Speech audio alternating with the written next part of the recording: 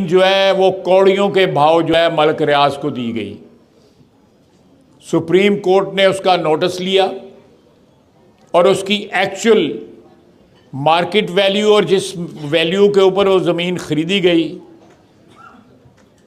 उसका तखमीना लगा के तकरीबन 600 अरब रुपए की मलिक रियाज के नाम लाइबिलिटी जो है उन्होंने सुप्रीम कोर्ट में इस्टेब्लिश की और उसमें एक अकाउंट खोला जिसमें इंस्टॉलमेंट में मलिक रियाज ने अपनी लाइबिलिटी लिक्विडेट करानी थी, यानी वो अकाउंट एडजस्ट कराना था।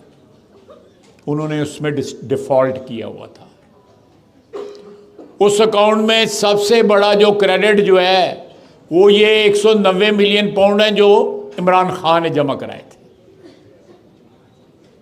वो हुकूमत पाकिस्तान के पैसे थे, बल्कि स्पेसिफिकली वो पैसे सिंध गवर्नमेंट के पैसे थे, क्योंकि ज़मीन सिंध गवर्नमेंट की थी।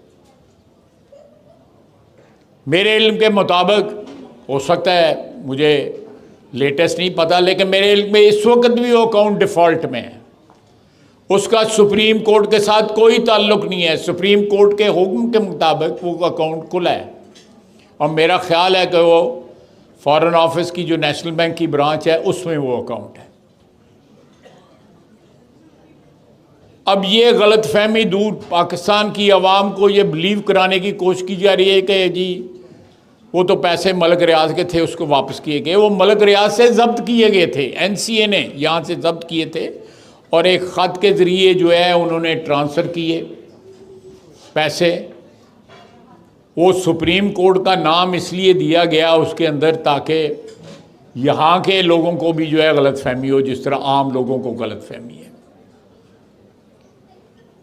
कितना बड़ा फ्रॉड है जो पीटीआई लोगों को जो है बिलीव कराने की और उस पर ईमान लाने की जो है ना तगदो में लगी हुई है, और लोग बिलीव करते हैं कि सुप्रीम कोर्ट के पैसे थे। अब हमारी तरफ से तो कहीं भी ये पीएमएलएन की तरफ से ये क्लैरिफिकेशन कहीं भी नहीं आई। हालांकि पीएमएलएन के कुछ लोगों को पता है कि ये सिचुएशन क्या है।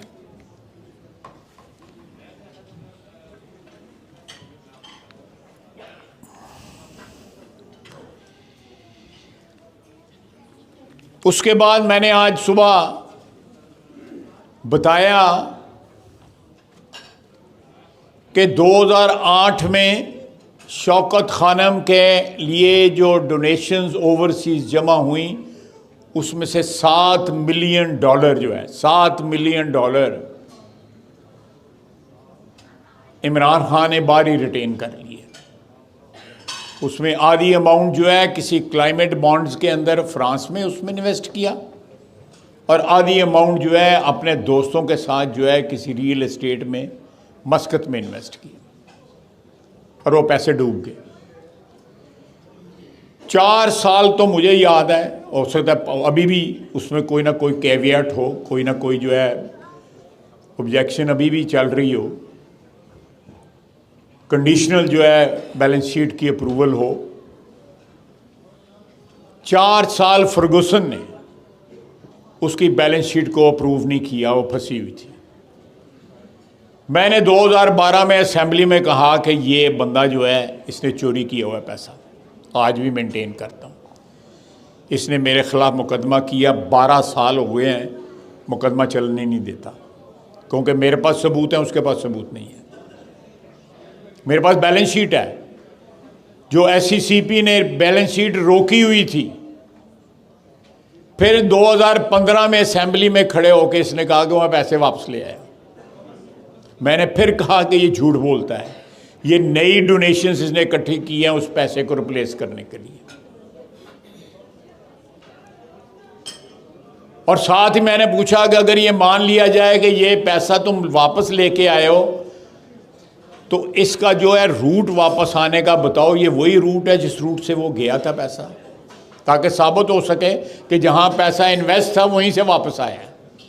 उसका कोई जवाब उसके पास नहीं था।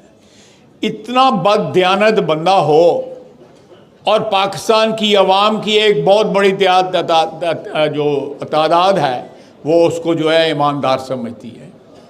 ये आप लोगों की या मेरी या दूसरे लोगों की जो उसके मुखालिफ हैं, ये इसका हमारा कसूर है कि हमने इस प्रोपेगेंडे को काउंटर, ये इस तरह कई दास्तानें मैं आपको सुना सकता हूँ कि उस प्रोपेगेंडे को काउंटर सोशल मीडिया पे नहीं किया जाता, तकरीरों में नहीं किया जाता।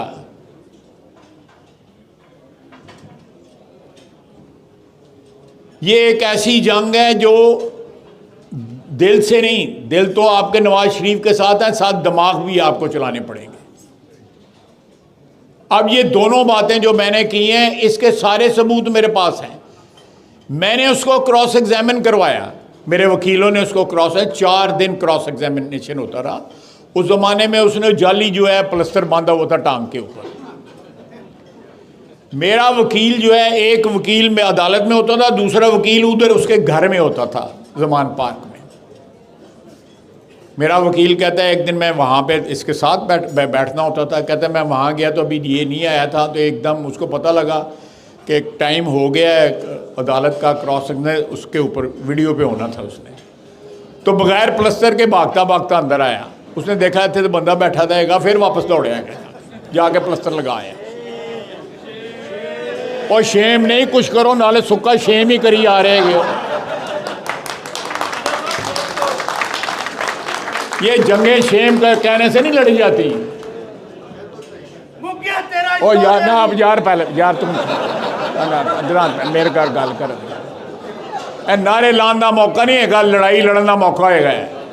ये लड़ाई जो है ये नारों से नहीं लड़ी जाएगी।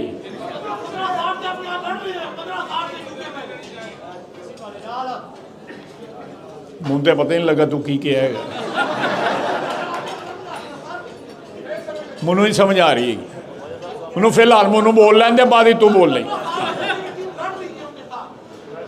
देखें, मैं सिर्फ आपको, ये एक ओवरसीज़ इज्तिमा है, मैं इसलिए ये डिटेल्स आपको बता रहा हूँ कि उसकी ओवरसीज़ जो है पार्टी जो है वो बड़ी एक्टिव है।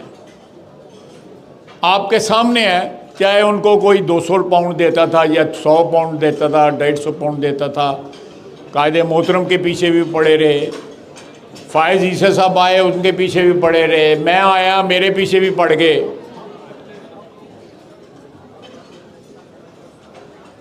ये एक खला है जिसको आपने पुर करना है। ये नारों से नहीं पुर होगा कि यहाँ पे खाना किया और 4 बंदे इकट्ठे हो गए, बड़ा अच्छा इज्तिमा है। अगर नवाज शरीफ के आप फुट सोल्जर्स हैं, आपको ये सारे काम करने पड़ेंगे, काउंटर करना पड़ेगा आपको उस प्रोपेगेंडे को जो सिर्फ और सिर्फ झूठ है। बिल्कुल सही कह रहे हैं, बेनकाब करना पड़ेगा। जो ये इमरान खान है उसका असली चेहरा जितना घनौना है